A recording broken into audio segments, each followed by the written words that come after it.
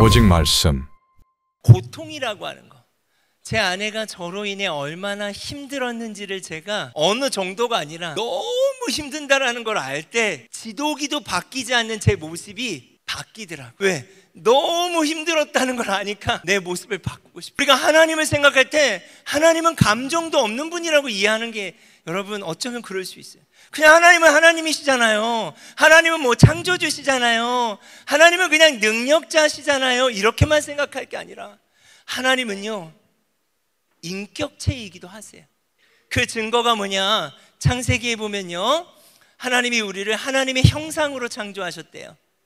여러분은 하나님의 모습이 여러분 안에 있는 줄 믿습니다. 그 여러분의 모습 가운데 감정이 있어요, 없어요? 그럼 누구에게도 있겠어요? 여러분을 창조하신 게 누구니까? 근데 왜 여러분은 하나님의 감정에 대해서 생각해 보셨어요? 하나님의 마음에 대해서 생각해 보셨어요? 아니죠. 오늘 이 하나님의 마음이 어떠한지를 같이 봤으면 좋겠어요. 그게 오늘 하나님의 마음을 알기 위해서 호세아서가 있는 거예요. 어떤 면에 하나님은 보이지 않지만 계시죠. 계신 하나님의 모든 것을 느끼세요. 그 느끼시는 하나님의 마음이 어떨지를 선지자의 삶을 통해서 말씀하고 계시는 거예요. 여러분, 이 정도까지 왔으면 호세아가 어떻게 해야 할까요? 여러분, 어떻게 해야 돼요? 여러분 같으면 어떻게 해야 해요? 이혼이에요. 만약에 호세아가 이혼하면 우리도 없는 거예요. 지금 이 맥락 속에 하나님이 여러분을 끝내면 없는 거 아니에요? 그러니까 하나님은 이럴 것이다, 호세아는 그래도 이럴 것이라는 맥락과 이해가 있는데 그 이면에 그 괴로움과 그 아픔을 생각해 봤으면 좋겠다는 거예요. 호세아는요, 너무 괴로웠어요. 아이의 이름을 통해서 알 수 있어요. 로 루하마, 로 암미. 긍휼히 여길 수가 없다. 내 사랑은 동이 났다. 내 자녀가 아니야. 내 백성이 될 수 없어. 그럼에도 이걸 유지합니다. 자, 이제 시간이 많이 지났어요. 아이들이 좀 컸겠죠? 그러면 좀 변했을까요? 새 아이까지만 낳았어요. 더 이상 아이를 낳지는 않았어요. 변했을까요? 안 변했을 것 같아요? 아, 진짜? 2장 2절을 한번 읽어보겠습니다. 네, 여러분 보세요. 너희 어머니와 논쟁하고 논쟁하래. 이 말은 뭐냐? 논쟁이라는 건 이해한 것을 가지고 함께 얘기하는 거죠. 그만큼 여러분 나이가 됐을지 뭐 정확한 나이를 알 수는 없어요. 어느 정도 컸다는 얘기예요, 아이들이. 근데 호세아가 뭐라고 해? 도대체 야, 너희 어머니 이제는 너희가 좀 논쟁해봐라. 어떻게 저럴 수 있니? 내 아내가 아니야. 나도 그의 남편이 아니야. 여전히 음란한 삶을 살고 있어. 너무 괴롭다. 이제는 아무리 다 자기가 이야기해도 되지가 않는 거예요. 아무리 호세아가 얘기해도 되지 않는 거예요. 자녀들에게 논쟁해라, 논쟁해라. 이 상황까지 온 거예요. 여러분, 그 하나님은 이스라엘에게 어떻게 하실까요? 시작. 너희 형제에게는 암미라 하고 너희 자매에게는 루하마라. 네, 여기 뭐가 빠졌죠, 여러분? 맞아. 여러분, 성경을 정확히 보고 확인하고 믿는 거예요. 아멘. 우리는 말씀을 믿는 거라고 믿습니다. 앞에 로자가 빠졌죠. 자, 그러면 여러분 기억을 해보시죠. 로암미의 뜻이 뭐였어요? 그렇지, 내 백성이 아니다. 나는 너희 하나님이 아니다. 그러면 암미의 뜻은 뭐야? 자, 이 말은 뭘까요? 내 백성이 될 수 없는 너희를 어떻게 하시겠다는 거예요? 내가 내 백성 만들 거야. 맞아, 너 여전히 음란해. 여전히 바람피고 있어. 여전히 변화가 없어. 1년, 2년, 3년, 4년, 10년 가도 변화가 없어. 내 자녀가 아니고 너는 내 아내라고 말할 수 없지만 내가 암미가 되게 할 거야.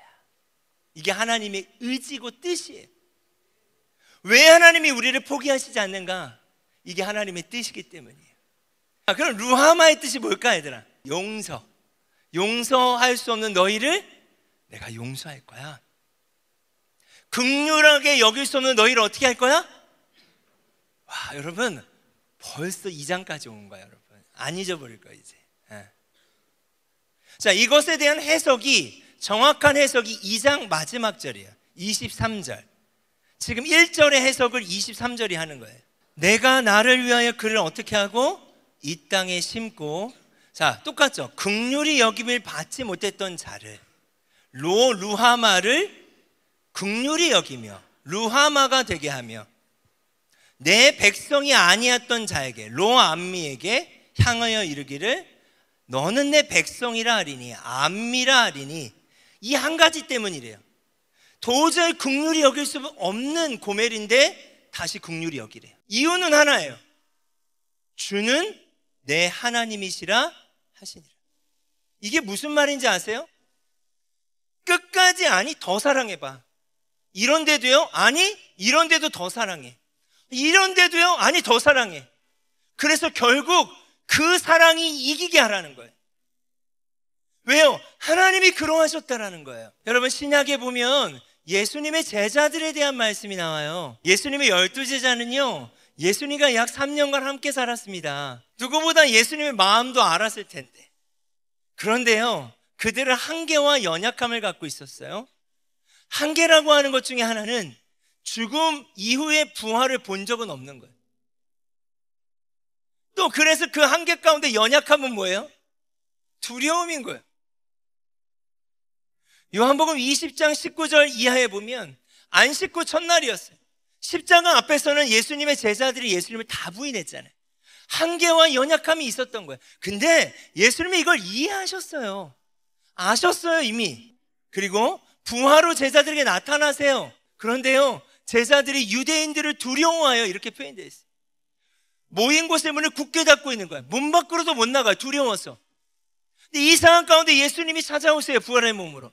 그리고 보여주세요. 뭘 보여주실까? 못자국 난 손과 옆구리를 보여주세요. 그러니까 제자들이 그제서야 확인을 하고 정말 예수님이 부활하셨네. 근데 거기에 한 명의 예수님의 제자가 없었어요. 누굴까요? 도마가 없었어요. 도마. 그래서 말씀해 보면 도마가 이렇게, 나는 못 믿어, 나는 그게 말이 돼? 이런 얘기를 해요. 그랬더니 예수님이요, 도마 한 사람 때문에 또 다시 오셨어. 그 다음 어떻게 해볼까? 예수님 어떻게 하셨니?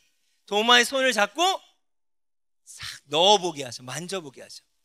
근데 그 다음에 도마가 뭐라고 고백하는지 목사님만 따라해보자. 나의 주, 나의 주, 나의 하나님이라. 이 고백을 해요. 나의 주, 나의 하나님이시니. 똑같아요. 아까 긍휼히 여김을 받을 수 없는 너희를 내가 또 긍휼히 여길 거야. 내 백성이 도저히 될 수 없는 너희를 내가 또 백성 되게 할 거야. 그래서 주는 내 하나님이라는 고백을 받아낼 거야. 자, 그럼 우리는 이런 질문하게 돼요. 하나님이 천지를 창조하셨고 만물을 다스리셨는데 왜 이렇게까지 하세요? 그냥 이렇게 한번 하면, 눈 한 번 감으면 우리 모두 다 바꿀 수도 있는데 하나님 왜 이렇게 하실까? 왜 이렇게 하실까, 얘들아? 긍휼히, 맞아, 사랑하셔서, 다 긍휼히 여기서 사랑하셔서. 그리고 긍휼히 여기시고 사랑하시며 여러분을 인격적으로 대우하고 계십니다. 왜요? 그분은 인격적인 하나님이니까. 그래서 우리 이런 거 있잖아요. 그냥 믿습니까? 아멘, 이게 아니라 내 머리와 내 가슴과 지적인 것과 인격적이라는 건 뭐예요? 이것을 통해서 다 납득되어서 동의될 수 있다. 그거는 인격적이에요. 그래서 계시록에 이런 말씀이 있다. 내가 문 밖에 서서 문을 두드린대. 누구든지 내 음성을 듣고 문을 열어달래. 그게 성령님이 하신 일이래. 근데 목사님이 이 그림을 한번 찾아봤어요. 혹시 어떤 모습일까? 근데 이 그림을 보니까 특이한 걸 발견했어요. 성화라고 하잖아. 그걸 연상하고 묵상해서 어떠한 분이 그리셨는데 문고리가 안쪽에만 있는 거예요. 그러니까 바깥쪽에 문을 열 수가 없어. 안에서만 열어줘야 돼. 여러분, 그것이 바로 인격적이신 하나님의 기다림이에요. 여러분, 이곳에 오셨다면 이미 하나님이 여러분을 노크하고 계시는 거예요. 누구누구야, 내가 너와 함께 하길 원해. 근데 이 음성이 들린 자가 문을 열어줘야 돼. 이것이 하나님이 여러분을 존중하고 계신다는 거예요. 그때와 그 시는 알 수 없죠. 그러나 오늘이 저는 때라고 믿고 싶습니다. 아멘. 자, 여기까지의 말씀을 정리하면 호세와 고멜이 결혼을 했고, 말도 안 되는 결혼이지만 이스라엘에는 아들을 두 사람 사이에서 낳았어요. 그런데 얼마 가지 못해 로루하마라는 자녀를 낳았고, 로암미라는 자녀를 낳았는데 타페 로자가 붙었죠. 부정한 자녀들, 음란한 자식들을 낳아요. 고멜이 바람을 펴서 다른 남자아이를 임신해 왔어요. 그것을 감당하고 살았어요. 호세아는 시간이 지나는데도 바뀌지 않는 자신의 아내를 품고 살았어요. 자, 여러분, 이 정도 했으면 호세아가 어느 정도 한 거예요? 아주 잘, 그리고 할 수 있는 거 하고 있다고 생각해요? 자, 그럼 고멜은 어떻게 됐을까, 얘들아? 여기서 3장으로 가기 전에 2장까지는 이랬다 치자. 고멜이 어떻게 됐을까? 바뀌어요. 아멘. 그렇게 됐으면 좋겠습니다. 오직 말씀